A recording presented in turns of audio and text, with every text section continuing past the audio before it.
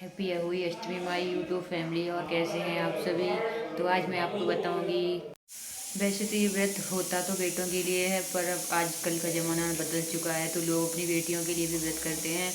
तो मैं भी रहने वाली थी, पर मैं रही नहीं हूँ इस बार। मम्मी ने बोला है कि अगली बार रह लेना तुम, क्योंकि हमारी शादी को 6वीं साल चल रही है और मैं 7वीं साल में अहुई माता का व्रत रखूँगी। और अहुई माता से तो अहुई माता के व्रत में हम पूड़ी बनाते हैं और हलवा बनाते हैं और एक मिट्टी का कड़ा लेते हैं। मिट्टी के कड़े में जल भर के यहाँ पे चौक पूरते हैं और पूजा करते हैं। अहुई माता की आरती करते हैं, कथा सुनते हैं और उसके बाद फिर हम छत पे जाते हैं तारों को अर्घ देने और माता रानी से कामना करते हैं कि हमारे बच्चे स्वस्थ रहें और सब कुछ ठीक ठाक ऐसे ही चलता रहे। और उनकी दीर्घायु के लिए हम ये फास्ट रखते हैं। एक स्याऊ माता बनाई जाती हैं और एक मोती बनाया जाता है। तो हर एक अहुई अष्टमी को स्याऊ माता की पूजा की जाती है। जो स्याऊ माता हम चांदी की बनवाते हैं वो पहले ही अहुई अष्टमी के व्रत में बनवा लेते हैं। फिर हर बार उन्हीं स्याऊ माता की पूजा करते हैं और एक मोती बनवाते हैं चांदी की स्याऊ माता बनती हैं। तो हर बार उस दिन उन्हें गले में पहन लो, पूरे दिन पहने रहो। फिर जब शाम को पूजा उन्हें उतार के धो के फिर उनकी पूजा की जाती है। तो आप देख सकते हैं कि हमारे घर पे जो अठौरी बन गई हैं, पूजा की 8 पूड़ियाँ बन गई हैं और ये गौर मैया बन गई है। ये हमारे घर गौर मैया ना ज़रूरी बनती हैं और पूजा की तैयारी हो रही है। ये हलवा बना लिया है मैंने और इसमें आलू की सब्ज़ी रखी है। इसमें दाल की कचौड़ी के लिए, इसमें आलू कचौड़ी के लिए और पूड़ी बनने को तैयार है, वो भी आलू की सब्ज़ी। ये सब सामान रखा है, जो सामान मनसा जाता है वो सब सामान रख दिया है। जो ये मम्मी ने सामान मनसा, ये पूड़ी हैं 8 और कड़ा है, करे बोलते हैं मिट्टी वही खाड़ का, और पैसे है, श्रृंगार है।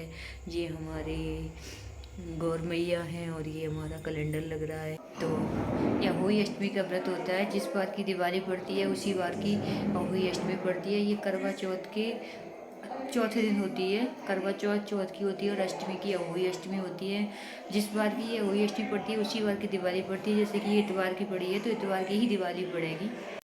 तो जो ये अहोई अष्टमी का व्रत है तो सभी माताएं अपने बच्चों की दीर्घायु के लिए करती हैं। खासतौर से ये लड़कों के लिए होता है, पर ये ज़माना आजकल बदल चुका है तो लोग बेटियों के लिए भी ये व्रत रख लेते हैं, पर ये होता तो बेटों के लिए है।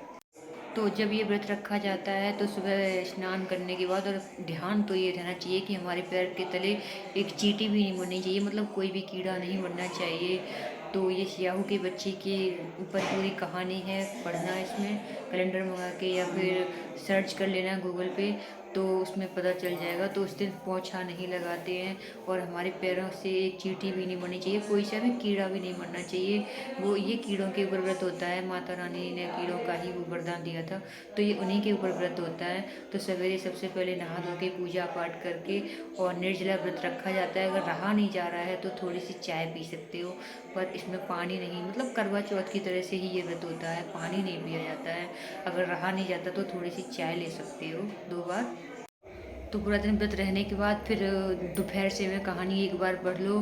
फिर उसके बाद पूरे खाना की विधि विधान तैयारी करके हमें 8 पूड़ी जो ये हमारी माता रानी बना के लाती हैं गौर माता, उनके लिए 8 पूड़ी और जो श्रृंगार का सामान होता है वो मनसा जाता है और पूरी कहानी है जो पढ़ी जाती है।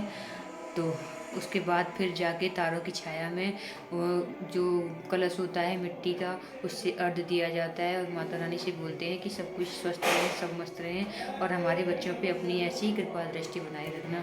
जय हो अहोई माता की जय। बोलिए अहोई माता की जय।